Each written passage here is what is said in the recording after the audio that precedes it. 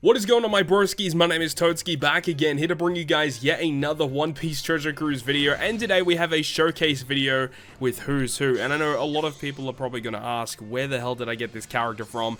Well, I did some off-screen multis. I did 2 multis on the Kizuna banner just to see if I could potentially pull the Usopp or the Brook. I don't know why I did it. It was a really bad decision in hindsight, but we actually pulled out a little bit lucky as we did pull Who's Who, which is pretty crazy because Who's Who, I really wanted to test him out, especially in Pirate Rumble, so expect a video with him probably not too soon because I want to wait until 6+ Katakuri comes out because I think he actually may have some pretty good synergy with Katakuri, but we'll have to wait and see. But let's actually talk about Who's Who, go through his captain ability and his special and all the other effects that he has, give my thoughts and opinions on him. As you guys can see, just a couple of clips along the way as I recorded with him today. So here we go with Who's Who is a strength super class powerhouse as well as a fighter character, and this unit with his captain ability reduces cooldown by 2 at the start of the quest. Very good, love to see that. He also provides a 1.3 health boost, which is also a very nice addition to the character. A lot of characters that are speed farm characters typically are not very bulky, but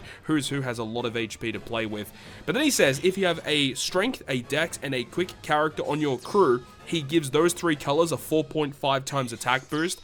But then he further on says, if you have no Psi or Int characters on the crew, you get a 1.2 times attack boost to your strength, dex, and quick characters.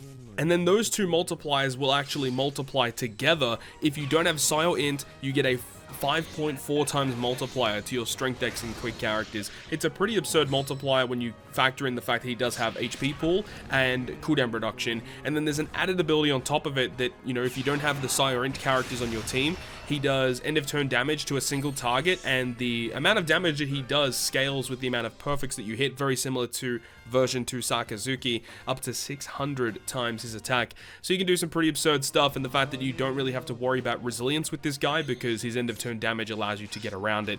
Very nice addition to the character. Honestly, captain ability alone I think is not really that big of a problem. I absolutely love the captain ability of this character.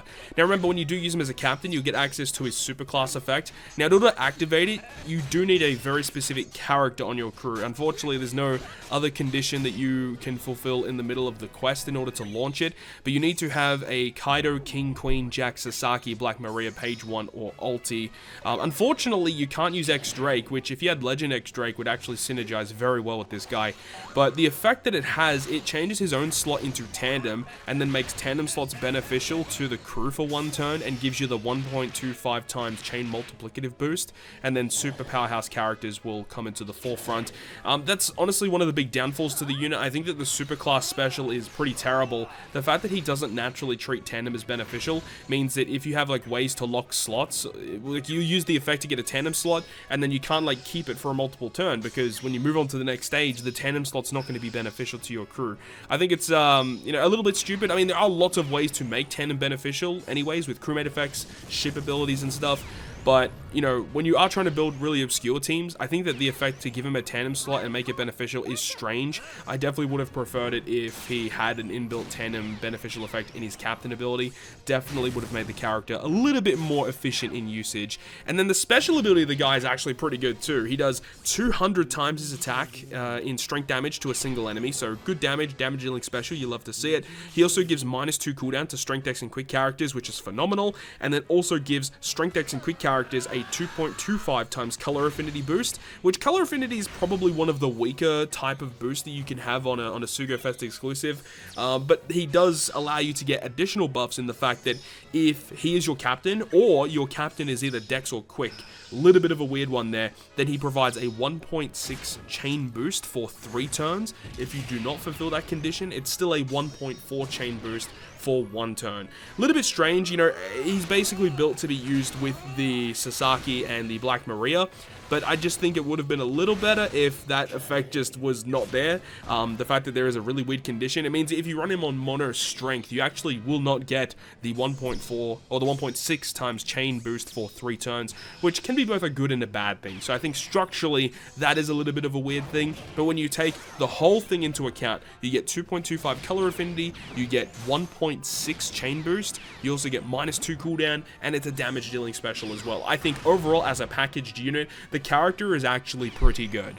And then we get to the problem of this character, which is the super tandem mechanic, because not only is the super tandem mechanic very difficult to activate in a lot of cases, the problem is that the effect that it actually provides to your crew is just pretty bad, because you need to have any 2 of the characters, being Kaido, King, Queen, Jack, Sasaki, Black Maria, page 1 ulti, very similar to his super type condition. So you need to have those characters, and when you level up the super tandem, the condition does not change, meaning even at level 5, it still will be relatively difficult to get this to activate. But then the effect that it provides is a tandem attack boost to dex and quick characters only, which means that you actually want to build this guy, if you are aiming to use the super tandem, you want to actually build it in such a way where you don't actually want to be boosting a lot of your strength units. You don't care about that. You're mainly focusing on damage for dex and quick, but he himself is a strength character. So I understand the design philosophy when you take into account all of the characters that he debuted with in the Sugofest batch, but when you take him out of that and you try and put him into other teams, this super tandem mechanic is going to be kind of redundant and is not really going to see a lot of play. I do like the additional effect that he actually removes 1 turn of Rainbow Shield, and at level 5 it actually removes 2 turns of Rainbow Shield. That's neat, it's interesting, but unfortunately the super tandem mechanic that we've seen with a lot of characters as of late has really brought these characters down in the fact that they're just abilities that you're not ever really going to use, and by doing that it means that they actually lose out on a potential ability, because the super tandem mechanic does take up one of their potential spots. And I guess that's kind of a big downside to the unit as well, is that one of his other potential abilities is dex damage reduction. Like, why in 2022 are we having damage reduction as one of the potential abilities on debuting Sugofest exclusives?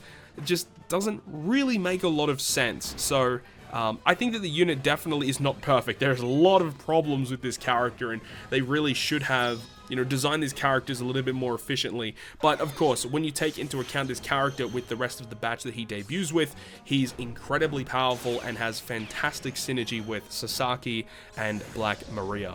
But that's going to wrap it up from me. I think this guy is really fun. I don't think I'm going to use this guy ultimately too often. I'm very interested to see how he kind of goes in PvP, but that's going to wrap it up for me. Hopefully you guys enjoyed the video today, and if you guys enjoyed it, make sure to go ahead and leave a like, and if you want to stay up to date with all of the content that I post, including more One Piece Treasure Cruise content, make sure to hit the subscribe button down below. But on that, guys, I'll see you guys within the next video.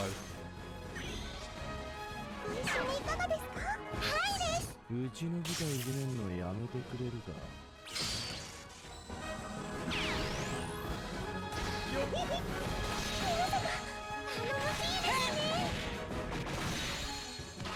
っちだ、こっちだ。